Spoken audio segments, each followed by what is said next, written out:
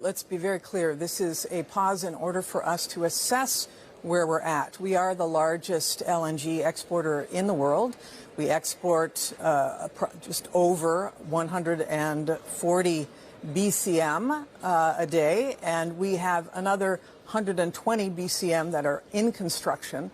And nothing is pausing any of that. 60% of our exports currently go to the EU, for example, and nothing will be affected by that. The pause is simply to assess where we're at globally. What is the global demand going to be into the future? What is the impact on prices at home for the United States if we are doing so much in export? The pause also has an exception. If there is an emergency, that we can lift that pause. But know that all of this is in construction. On top of what is being constructed, it's double again the amount that we have already authorized. We have authorized so much LNG that we are very confident that energy security is not going to be addressed. But we want to make sure that climate is addressed as well. Of course. Do you have an idea of how long this pause will last? Yeah, I mean, it will be some months while we have national laboratories. We have 17 fantastic national laboratories in the United States. Several of them will be working on an assessment of the factors that will be necessary for us to have. We are required by law, the Department of Energy, to assess what's in the public interest. We update our assessments every few years, and this is one of those updates. So it will take a few months to be able to get that out. There will be a public comment period, but this is not a ban on exports. It is nothing that will affect global energy security, and we would never do anything that would impair our allies' access to energy. I would like to get your thoughts on a comment from the Republican side when it came to this decision to pause export approvals. I'll just read it to you. One comment from the Republican side said that this is actually a disastrous decision that will essentially create another wound on the Americans' economic and national security. What's your response? That's ridiculous. We are acting as we are required to by law to assess what is in the public interest. This assessment is merely a pause for a study to happen, given how much we have already authorized.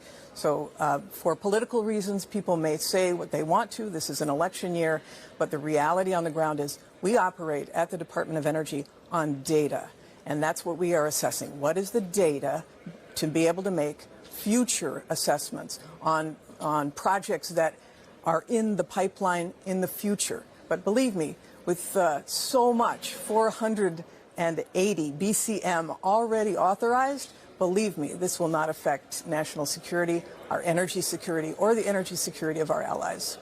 Clear.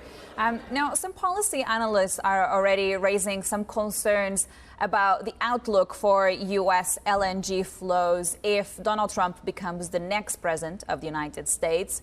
Are you hearing these concerns on the ground, on the ministerial meetings of the IEA? And what would you say when it comes to the outlook, when it comes to LNG flows from the U.S.?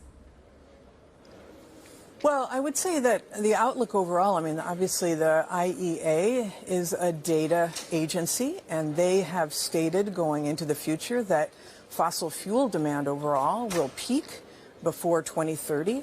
Our analysts see a lot of that as well, but this is, again, one of the things that we're going to be looking at with respect to LNG going forward. I can't speak to what the Trump administration will do, but I know what the Biden administration will do, and they will continue to ensure that our allies have the energy that they need and continue to work with our allies to ensure that we reduce our reliance on fossil fuels. I just would also like to get your thoughts when it comes to critical raw materials and the need that we all have if we want to transition to a carbon neutral economy. You've said in the past that, in essence, you're slightly concerned about the role of China in this context. Is there any sort of plan to boost the role of miners in Western countries as you look to de-risk from China? Yeah, this is an excellent question. It's one of the pieces of the supply chain that we're very concerned about in the United States. We do not want to be over-reliant on countries whose values we may not share. And so this is why ensuring that we have updated our own laws, which is 150-year-old mining law that needs to be updated to ensure that extraction of critical minerals can be done in a sustainable and efficient fashion. But it also means that we will be partnering with friends like Australia, like Canada. And it's one of the subjects that we are raising here at the International Energy Agency. We know all countries want to ensure that we've got a critical stockpile of critical minerals and that we are allowed to diversify the supplies of those stockpiles. So both internationally as well as domestically, this is a focus of ours. My question is,